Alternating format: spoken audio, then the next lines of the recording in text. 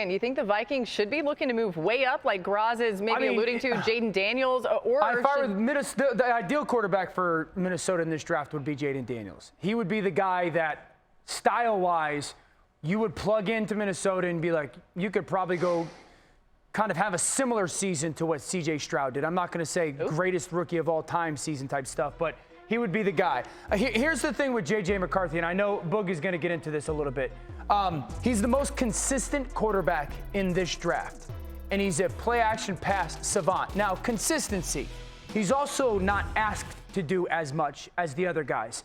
Watching games, there's games where you go, I can find 5 plays where he had to do something, okay, because of the style of offense and how good they were with Michigan. So then you're challenged to go, okay, fine, give me something. Watch his third down stuff.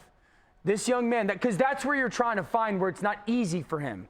His third down stuff is absolutely fantastic. Right. When it's 3rd and 7+ and everybody knows, hey, you got past the football, this young man was tremendous. And I think if it's not the Vikings going up to go get Jayden Daniels, they'll want to go up and try to go get J.J. McCarthy or the New York Giants or the Raiders or the Denver Broncos. I think more highly of this young man than others do.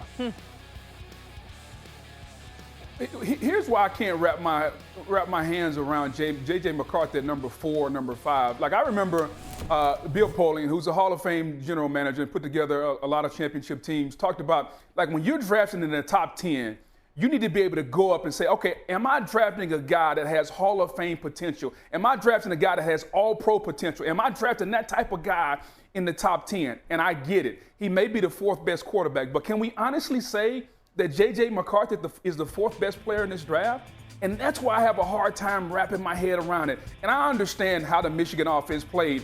I was stomping the ground for Jim Harbaugh in the earlier segment talking about how they were going to use Justin Herbert.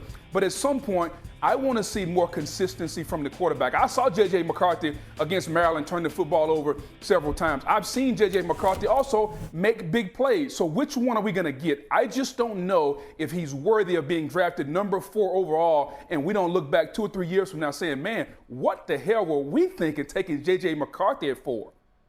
Man, I think that's where the questions start to come in. It's not if J.J. McCarthy is a good quarterback or a quarterback that can have a good future in the NFL. It's where is his value? Where is his worth? And that's what some of these teams are going to have to figure out. When you listen to Dan, who I say all the time is the best in the business in evaluating these quarterbacks, when he says you have to search for the plays that make you feel like he's worth moving up for or that he can be that sort of quarterback, I think that's difficult for teams. As we've seen J.J. McCarthy with the big runs in the college football playoffs, we've also seen him win games without throwing it at all in the second half.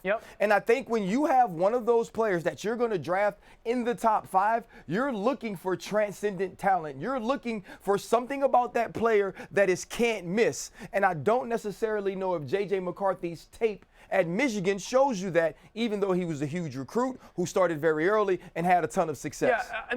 Fair points. I would say this, the knock for me with JJ, in comparison to the other guys, never took a game over. Never had to, but never took a game over, right?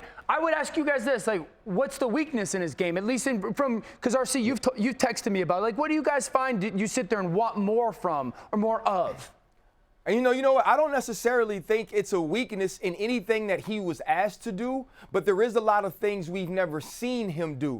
Whereas you look at the Caleb Williams who had things on his back, or Drake May who had to put North Carolina on his shoulders, and the LSU quarterback and Jayden Daniels who did absolutely everything this past year. I could cut on their film and say, if all else fails, if we can't surround him with greatness, can he step up and elevate the play of others? We've seen that from them, never seen it from J.J. McCarthy. And so to me, it's not that he's done anything at a low level, it's that we haven't seen him do everything at a high level.